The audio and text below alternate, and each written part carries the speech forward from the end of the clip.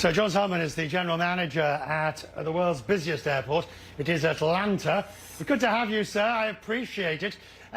Your time. Now, look, we know it's going to be different. There's going to be lots of social distancing. There will be difficulties of large numbers of people as things pick up. What are you preparing for in terms of numbers, if you like, percentages over what you usually get? What do you think's realistic? Hi, Richard.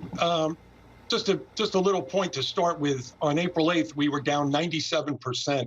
Today, we're down 85%. We have a very steady growth going on, and we expect to be at 50% pretty much passenger traffic within the next 10 to 12 months.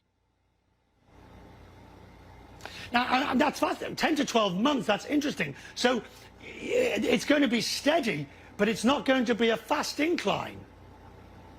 Well, fortunately for us, we're at the Delta's major hub here, their home.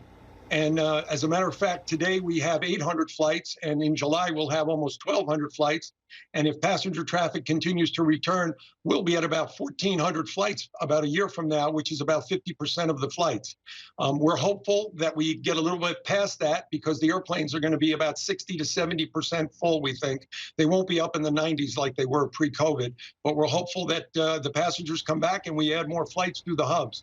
I think you're going to see a lot more hub traffic, and the hub airports grow much faster than the smaller point-to-point airports.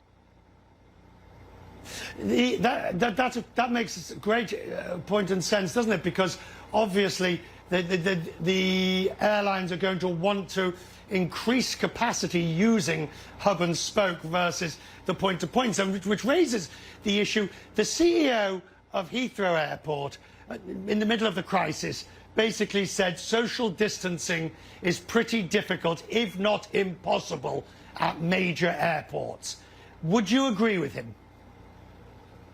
I would absolutely agree that social distancing is a problem at major airports because we used to have 300,000 passengers a day here at Hartsfield-Jackson. Right now we have about 50,000 a day, and we're able to social distance very easily at 50,000 a day.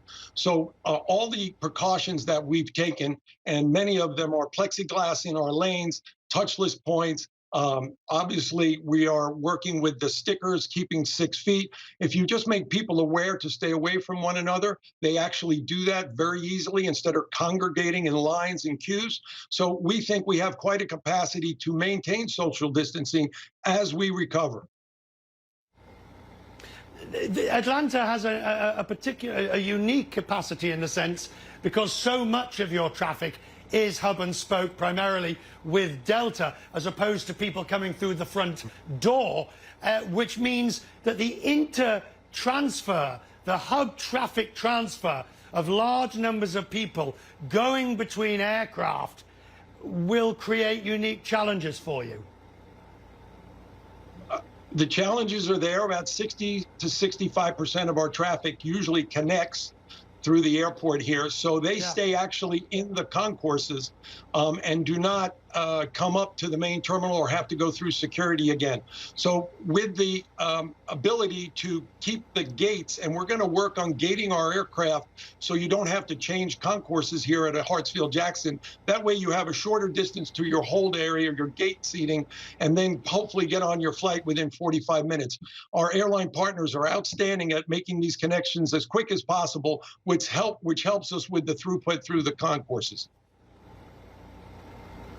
John, please do agree that we can talk again as the summer moves on. I'd love to have you back so we can gauge exactly what's happening, because your airport is a world leader and we can get from you whatever. So please come back again, Joe, over the summer. Thank you, Richard. And if you're ever in Atlanta, please stop by. Oh, that's a given. That's a given when I'm visiting the mothership. Absolutely, John. Now,